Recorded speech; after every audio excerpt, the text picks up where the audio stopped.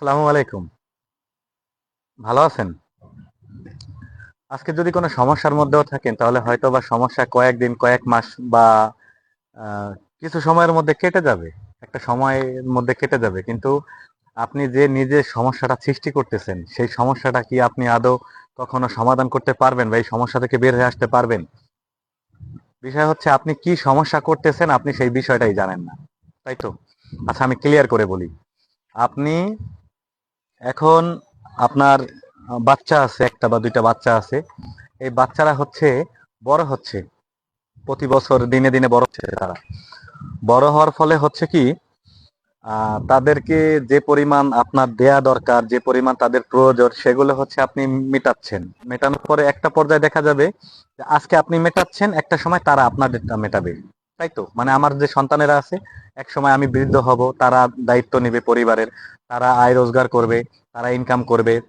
সে যেভাবেই হোক, সে জব করুক, ব্যবসা করুক বা প্রবাসী হোক, যেভাবেই হোক, অর্থাৎ ইনকাম সোর্সটা তার কাছে থাকবে। আর আমরা হচ্ছে বাসার ওই যে আসবাবপত্র আছে সেই রকম বৃদ্ধ মানুষ। আজকে নাতির এই এই নাতির কাছে, কালকে ওই নাতির কাছে, আজকে এই সন্তানের কাছে, কালকে ওই সন্তানের কাছে, এভাবে এ পাশে ও পাশে, এ পাশে ও পাশ করে আমরা লাফাবো বানরের মতো। যাই হোক, এখন বিষয় হচ্ছে আপনি এখন যেই জায়গাটায় আছেন, যে বাসাটায় থাকেন, ভাড়া বাসা হলে সেটা ভিন্ন বিষয়। আপনার স্থানীয় একটা বাড়ি আছে, গ্রামে হোক বা অন্য শহরে হোক। কিন্তু আপনার যেই সন্তান, আপনি যেই সন্তানদেরকে আদর করে পালতেছেন, এই সমস্ত ভরণ পোষণ দিচ্ছেন, এই সন্তান যখন ইনকাম সোর্সের মধ্যে আসবে, তখন আপনাকে কি তারা খাওয়াবে? বা আপনি যেই জায়গায় আছেন সেই জায়গায় কি আপনাকে থাকতে দিবে? এটা কি আপনি নিশ্চিত? এটা ইনশিওর কিভাবে করবেন? দেখেন, আপনি, আমি, আমরা বৃদ্ধাশ্রমে যাব, আর আমাদের বৃদ্ধাশ্রমে যাওয়ার লাইনটা আমরাই করতেছি। কিভাবে করতেছি সেটাও বলবো। এর আগে একটু বলি, আজকে থেকে বিগত 10, 20, 50 বছর আগে বৃদ্ধাশ্রম বলতে কোনো জিনিস ছিল না। কোনো জিনিস ছিল না সেই জায়গায়। কেউ বাবা পরিত্যক্ত অবস্থায় ওই জায়গায় গিয়ে পড়ে থাকতো, বা ওই কি বলে যে পরিচয়হীন, যে পরিচয় দেওয়ার মতো জায়গা নাই, সন্তান নাই, এরকম ঘটনা আছে। যে তার কেউ নাই, তাকে নিয়ে লালন পালন করছে, কেউ দায়িত্ব নিছে। কিন্তু এইরকম ঘটনা রিসেন্টলি শুরু হয়েছে যে আমার বাবাকে আমি বৃদ্ধাশ্রমে রেখে আসবো, আমার বাবাকে আমি অন্য জায়গায় রাখবো, তার যে টুকটাক যে খরচ আছে সেগুলো আমি দিব, কিন্তু তাকে আমি আমার কাছে রাখবো না, অর্থাৎ আমার স্ত্রী সন্তান আমাদের কাছে রাখবো না। এই এই ফ্যাশনটা ইদানিং শুরু হয়েছে। এখন আমি বলি যে আপনার সন্তান আপনাকে কিভাবে বৃদ্ধাশ্রমে পাঠাবে, আর সেই লাইনটা আপনি কিভাবে করতেছেন। ধরেন, আপনার বাসায় এক টুকরা বা দুই টুকরা মাংস আছে। আপনি সকালে বা দুপুরে খাইছেন, দুপুরে খাওয়ার পরে রাত্রেবেলা যখন খাবার খেতে বসছেন বাচ্চার সাথে, তখন ওই দুই টুকরা যে মাংসটা আছে, সেই মাংসটা আপনি কি করবেন বলেন তো? কি করবেন এই মাংসটা? এই মাংসটা আপনি কি করবেন? আপনার বাচ্চাকে বলবেন যে তুমি খেয়ে ফেলো। বাচ্চাটা খাবে। পরের দিন যদি সেম, যদি একটা মাছ থাকে, সেই মাছটাকে কি করবেন আপনি? আপনার বাচ্চাকে বলবেন তুমি খাও। তারপরের দিন যদি আবার অন্য কোনো একটা আইটেম থাকে, কি বলবেন? তুমি খাও। তার মানে কি, আমরা আমাদের সন্তানকে আদর করি, ভালোবাসি, বুকে আগলাইয়া রাখি, আর সেই জায়গা থেকে যত্ন করে আমরা আমাদের জিনিসটা আমাদের এই মুখে না নিয়ে আমরা ওই সন্তানকে দিচ্ছি।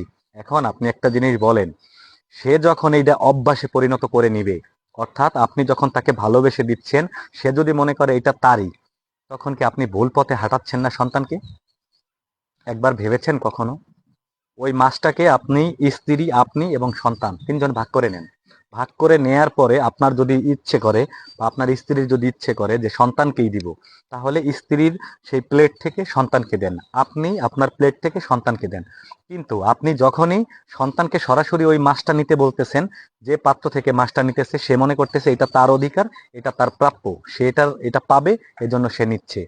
যদি প্রতিনিয়ত এরকম হইতে থাকে, এখন তো সে বুঝতেছে না, সে নিচ্ছে, বাবা দিচ্ছে, সে খাচ্ছে। কিন্তু একটা সময় যখন সে বুঝতে থাকবে, বুঝবে, তখন তো সে মনে করবে এটা তার অধিকার। তখন কি আপনি তার থেকে ছিনিয়ে খেতে পারবেন? যে সন্তানকে মুখে খাবার তুলে দিয়েছেন, ওই খাবার কি কখনো ছিনিয়ে নিতে পারবেন? এটা কি পৃথিবীর কোনো বাবা মা পারছে? সম্ভব? তাহলে আপনি কি করতেছেন? আপনি কিভাবে আশা করেন যে ছেলেটা যখন বড় হবে, বিয়ে করবে, আপনার এই সন্তানের মতো তার ছোট্ট একটা সোনামণি হবে, সেই সোনামণিকে রেখে, তার নিজের স্ত্রীকে রেখে বা তার হাজবেন্ডকে রেখে, এই এত এত যত্ন, ভালোবাসা, মায়া মহব্বতের মধ্যে আপনারা দুইজন বুড়া বুড়ি, আমরা দুইজন বুড়া বুড়ি, আমাদেরকে তারা যত্ন করবে, আমাদেরকে তারা মনে রাখবে?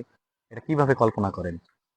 আমি বলবো এই ভুল পথ থেকে সবার সরে আসতে হবে। আমরা প্রত্যেকেই প্রত্যেকের সন্তানকে ভালোবাসি, কতটুকু ভালোবাসি তার মাপকাঠি করার মতো কোনো সিস্টেম নাই, দুনিয়ায় নাই। কারণ আমার সন্তানকে আমি সবচাইতে বেশি ভালোবাসি। সেটা আমার সন্তান প্রতিবন্ধী হোক, অন্ধ হোক, লুলা হোক, কালা হোক, কালো হোক, খাটো হোক, মোটা হোক, যাই হোক না কেন, আমার সন্তান আমার প্রাণ, আমার কলিজা। কিন্তু আপনার সন্তানও তো আপনার কাছে কলিজা।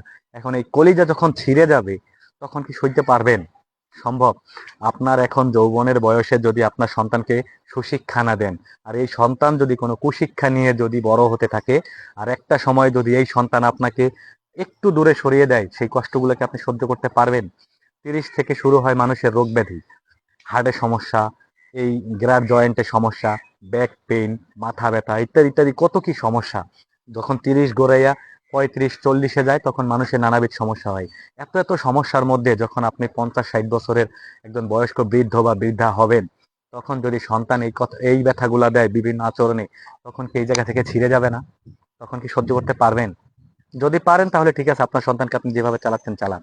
কিন্তু কথা হচ্ছে, সন্তানকে ভুল শিক্ষা দিয়ে যদি ভুল শিক্ষায় শিক্ষিত করেন, আর সেই সন্তান যদি এই কুশিক্ষার ফলে যদি আপনার সাথে কুৎসিত কোনো কার্যকলাপ করে, এই জন্য দায়ী কিন্তু আপনি, এই সন্তান না। অতএব বিনয়ের সাথে বলবো, সন্তানকে ভালোবাসেন। সন্তান কোথায় যায়, কার সাথে খেলে, কি করতেছে, স্কুলে যাচ্ছে কিনা, কোচিংয়ে যাচ্ছে কিনা, ওই ক্লাসের শিক্ষক, প্রাইভেটের টিউটর কি শিখাচ্ছে, এগুলোর উপর একটু নজরদারি রাখেন। বাচ্চাকে ভালোবাসেন, আদর করেন। তবে হ্যাঁ, একটা জিনিস মাথায় রাখতে হবে, বাচ্চাকে অতি ধমক, বেশি শাসন, এগুলো করা যাবে না। এগুলো করলে কি হয়, বাচ্চা বখাটে হয়ে যায়। বাচ্চা যখন দেখবে যে আপনি তার সাথে ভালো ভাষার চাইতে খারাপ ভাষায় বেশি কথা বলেন, তখন সে ওই ভাষাটা শিখে নেবে। কারণ বাচ্চারা হচ্ছে তার বাবা মার কাছ থেকে শেখে। পৃথিবীর সবচেয়ে বড় শিক্ষালয় হচ্ছে তার পরিবার। আমি আমার স্ত্রী যেটা করব, আমার সন্তান সেম ওইটাই শিখবে। আমি যদি আমার স্ত্রীকে ধমক দেই, আমার সন্তান মনে করবে এইটাই মনে হয় সংসার জীবন, এইটাই মনে হয় সিস্টেম। আমি যদি আমার স্ত্রীকে ভালোবাসি, তার কপালে চুমু দিয়ে বাসা থেকে বের হই, আমার সন্তান মনে করবে মনে হয় এইটাই সিস্টেম। অতএব স্ত্রীর সাথে ভালো ব্যবহার করতে হবে, আবার স্ত্রীর জায়গা থেকে স্বামীর সাথে ভালো ব্যবহার করতে হবে, সন্তানদের সাথে ভালো ব্যবহার করতে হবে। একটা জিনিস মাথায় রাখতে হবে, সেটা হচ্ছে সন্তান কিন্তু আপনার কাছ থেকে শিখবে। এখন আপনি যদি শিখানোর চাইতে যদি তাকে বকাবাজি বেশি করেন, মারধর বেশি করেন, বা গালাগালি বেশি করেন, সেক্ষেত্রে কিন্তু সন্তান বকাটে হয়ে যাওয়ার সম্ভাবনাটা বেশি থাকবে। কারণ সন্তান নিজের পরিবারকে তখন আর আশ্রয়স্থল মনে করবে না। সন্তান কি মনে করবে, যে আমার পরিবারে এই জায়গায় আমি সেফ না। যখন এই সেফ না মনে করবে, তখন সে হচ্ছে কি করবে, বাইরে অন্য মানুষের সাথে সঙ্গ দেওয়া শুরু করে দিবে। আর যখনই বাইরের অন্য মানুষের সাথে সঙ্গ দেওয়া শুরু করবে, তখন 10 জনের মধ্যে 8 জন খারাপ হবে, 2 জন ভালো হবে। এর মধ্যে যদি আপনার প্রকাশ্য বা গোপন অনিষ্টকারী যদি কেউ থেকে থাকে, তাহলে তো অবশ্যই আপনার ক্ষতি করবে, আপনার সন্তানকে খারাপ পথে নিয়ে যাবে। তাই আমি বলবো, সন্তানের সাথে সুসম্পর্ক রাখেন, এবং সন্তানের কি সমস্যা আছে, কি সমস্যা হতে পারে, সবগুলো আপনি ফেস করেন। আপনি ফেস করেন এবং তার সামনে ঢাল হয়ে দাঁড়ান, যে তোমার কোনো সমস্যা নেই বাবা, তুমি এটা বুঝতেছো না, আমি এটা বুঝিয়ে দিব। তুমি একবার পারো নাই, তুমি 10 বার চেষ্টা করো, তুমি পারবে। সবাই যখন পারতেছে, তুমিও পারবে। এরকম ভাবে সন্তানদেরকে বোঝান, সে পারবে। কেউ কখনো পেরে আসে নাই, সবাই চেষ্টা করছে, সেখান থেকে পারছে। আর যে কারণে ভিডিওটা করা, আপনি বৃদ্ধ বয়সে আপনার স্ত্রীকে নিয়ে বা আপনার স্বামীকে নিয়ে বৃদ্ধাশ্রমে যাবেন কিনা, সেই জিনিসটা আপনার ডিসাইড করতে হবে। কিভাবে করতে হবে? আপনার সন্তানকে আপনি মানে এক প্লেটের মধ্যে যা কিছু আছে সবকিছু ঢেলে দিবেন না। প্রয়োজনে আপনারা 3 জন ভাগ করে নেন বা 4 জন ভাগ করে নেন। ভাগ করে নেয়ার পরে তাকে লোকমা করে খাওয়িয়ে দেন, যে বাবা তুমি এটা আমার থেকে খাও, তুমি এটা আমার থেকে খাও। সে বুঝতে শিখবে যে না, এটা সম্পূর্ণটা আমার না, আমার বাবার, আমার আম্মুর। আমার আম্মু আমাকে খাইয়ে দিচ্ছে, আমার বাবা মাকে খাইয়ে দিচ্ছে। বৃদ্ধ বয়সে হয়তো ঠিক এটারই আপনি ফল পাবেন। আজকে আপনি খাওয়াচ্ছেন, সে আপনাকে খাওয়াবে। কিন্তু আপনি যদি তাকে পুরো প্লেট ধরে দিয়ে দেন, পুরো বল ধরে দিয়ে দেন, সে কিন্তু মনে করবে এটা তার এবং এটা তার ন্যায্য পাওনা। তখন কিন্তু আপনার প্রতি যে শ্রদ্ধাবোধ, ভালোবাসা, আন্তরিকতা, সহমর্মিতা, এগুলো তার আসবে না। সে মনে করবে যে আমার বাবার কাছে আমি এগুলো পাইতাম, ও আমার বাবা মাকে এগুলো দিছে। তখন কিন্তু আপনার শুধু খাবার যাবে না, আপনার সম্পদ, আপনার টাকা, সবকিছু বিনষ্ট হয়ে যাবে। তাই আমি বলবো, সন্তানের সাথে সুসম্পর্ক রাখেন।